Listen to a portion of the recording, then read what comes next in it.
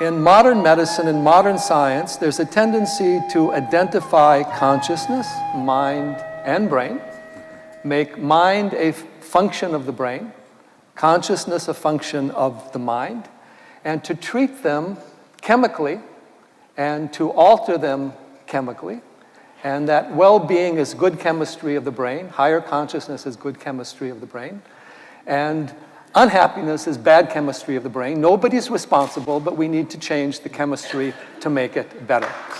Now, in the yogic thought, brain, mind, and consciousness are three different things, but they're related at a certain level. So my question to Sadhguruji is the nature of brain, mind, and consciousness, how we can use the brain and mind in the proper way without getting stuck in them, and a model of healing that is based on more consciousness than brain chemistry.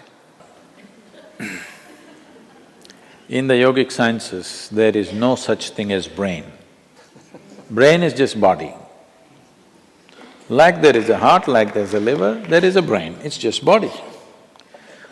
I think this overly exaggerated sense of what is brain is coming because, as I mentioned it in the morning hour here, our education systems have become purely intellectual. We think intellect is everything. Let me… I will try to say it in a very brief way. When you say something very complex in a brief way, there will be holes in it.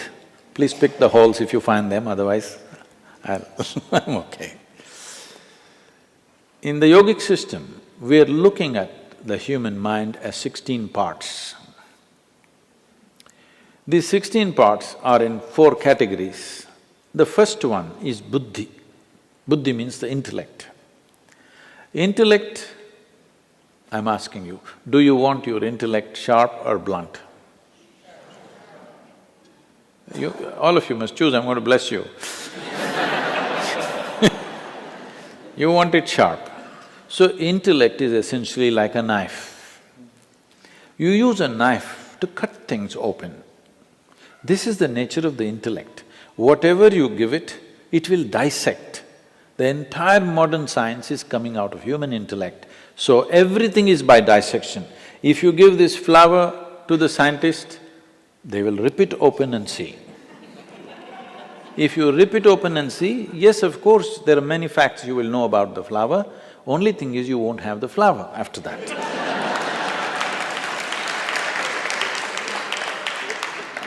And now if you really want to know something, let's say you really want to get to know your mother, please don't dissect her. That's not the way it works. Because what you can know by dissection is material aspect of life. You cannot know life by dissection. Only the material and the physical can be dissected. But now we are using our intellect to understand the entire gamut of things. Now we try to dissect. We go on talking about unifying the world and unity and enlightenment, everything with intellect. This is like using a knife to stitch something. If you stitch something with a knife, you leave it in tatters. So you are seeing this, the more knowledge you gather about something, the more misunderstanding and further away from truth we are becoming, not because information is bad, because we are trying to stitch with a knife. So intellect is like a knife, it must be sharp, it is a survival instrument. If you did not have a discriminatory intellect, you would not be surviving on this planet, it's very, very vital. But survival is all that it can do. But intellect cannot function unless there is a certain volume of memory. If you wipe out all your memory, it doesn't matter how… whatever your IQ is right now, if you take off all your memory, you will suddenly look stupid. You may be still intelligent, but you look stupid. This always happens in India. People are putting rural children and urban children together and testing them. Just because of the volume of information that the urban child has, he looks smart. A rural child looks stupid, but you put them in real situations, you will see they will come out so smart. because their intelligence is fully on. So, intellect looks smart only when you back it up with lot of information, and hence you see information technology and everybody is mad about information. They're not looking into their phones simply for waste of time, because only with all that bits and pieces of data, they look smart among their friends in the society in which they live. It's only with data they can look smart. Without data, they can't do one thing smart. I'll just tell you an example. We have two different types of schools.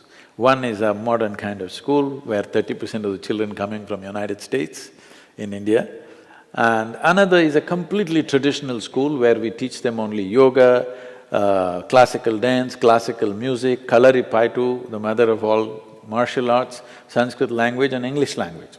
They don't go through any academics as such. This was a few years ago. Little ones, they all run to the place to hand wash. Hand wash is at this height. Many of these 6, 7-year-olds can't reach. So all this, those who are going through modern education, they will go and stand there in a very civilized way, wait for a teacher or somebody to come and put a bench. They will climb on the bench and then wash. These other kids ran there, the older ones bend down, the younger ones climb on top of them, wash and run away.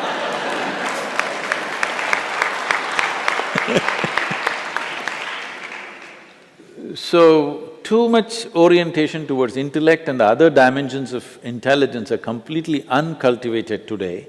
So the next dimension of the mind is referred to as ahankara, which we have completely ignored. Ahankara does not mean ego as most people are beginning to think, it means identity. What are you identified with? Because intellect is essentially an instrument to protect the identity that you have taken on.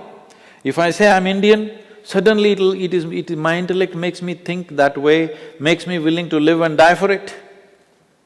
You will see just a piece of cloth, if you show, I mean a flag, people will have tears in their eyes.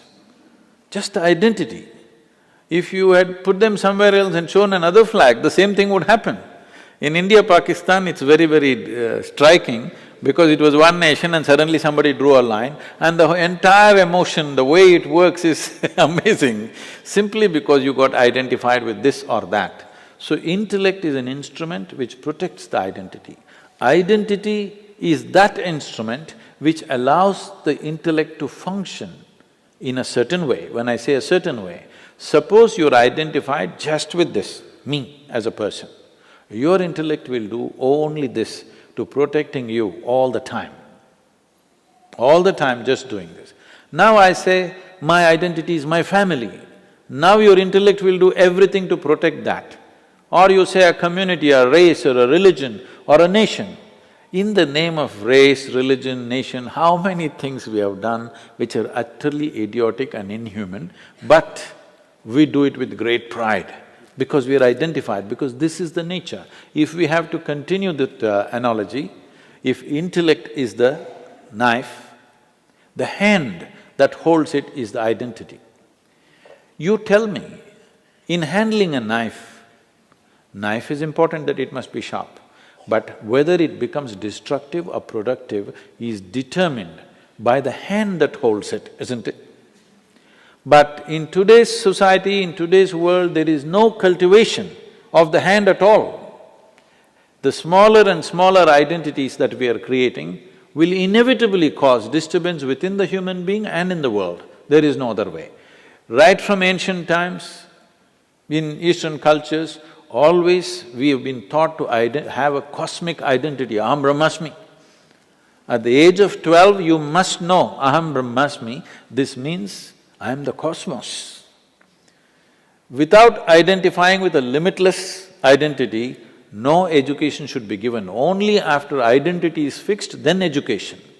Because without the right kind of identity, education becomes destructive, because you have a limited identity. We can say whatever we want, but essentially all crime, all evil, all most terrible things that we do is just a question of limited identity, isn't it? This is my way, that is your way, this is my country, this is your country, this is my religion, this is your religion. This is all it is. So without cultivating the identity, we are sharpening the knife. We have an unsteady hand, but we are sharpening the knife and arming it with memory. So the next dimension of the mind is called manas, which is a silo of memory. Here there are 8 dimensions of memory. This starts from elemental memory, atomic memory, evolutionary memory, karmic memory and conscious memory, unconscious memory, articulate memory, inarticulate memory. Like this, there are many states of memory. As we already looked at this body carries the memory of everything that's happened on this planet. If we pay enough attention, we can know simply by looking at this how evolution has happened. Only 150 years ago, Charles Darwin talked about evolution by studying life on the planet. But over 15,000 years ago, Adi Yogi spoke about how life evolved. He said, first, almost every Indian person knows it but not conscious of it, is the 10 avatars. You must be studying much of it. The first one is fish or water life. Next one is amphibious. Next one is a mammal. Next one is half man, half animal. Next one is a dwarfed man. Next one is a full-grown man but volatile. Next one is a peaceful man. Next one is a loving man. Next one is a meditative man. Next one is supposed to be the mystical man. This is not one-man story. This is the evolution of life on this planet. So 15,000 years ago, somebody spoke about this by not looking into the microscope, but looking inward, because the entire evolutionary story is written here. So the yogic system is focused on this as to how to activate different dimensions of memory, because without that, with limited amount of memory, you are bound to act in immature ways. So if your intellect becomes super capable, then it's very, very important your identity is cosmic, limitless identity, and your memory is evolved, that all dimensions of memory are active. These 3 function in a certain way, some people have evolved it in certain ways, but largely it is happening in a very skewed way, too much of intellect and other things are very minimalistic. The 4th dimension of intelligence is referred to as chitta. This is a dimension of intelligence which is unsullied by memory. See, we must understand this. We are who we are only because of the memory that we carry. From the color of our skin to what we identify with, what we are, whether we are male or female or everything is a question of memory. It is the memory stored in this which is deciding all these aspects. Whether I am a human being or some other creature is also a question of memory. Memory is a tremendous possibility, but memory is also a limitation and a boundary. What is you and what is me is right now, the boundary of this is just memory. What I remember in my system and what you remember in your system is the boundary. So memory is also a boundary. Memory is the basis of all forms that have happened. There is a certain memory which creates patterns, which patterns in turn create physical forms. The way we are, the kind of form that we have taken is essentially out of the basic memory that is there. Never it got confused in the sense, suppose you and a cow every day start eating mangoes. Never it happens that one day by accident or by lapse of memory, the cow became human or you became a cow. Both of you eat the same food every day, but it will not happen because the memory is so strongly instilled at various levels. We are recognizing 8 different dimensions of memory, but chitta has no memory. No memory means no boundary, an intelligence beyond bounds. In the yogic culture, there is a mischievous way of expressing this. We say, if you touch your chitta, God will become your slave, because your intelligence becomes boundless, everything becomes within access.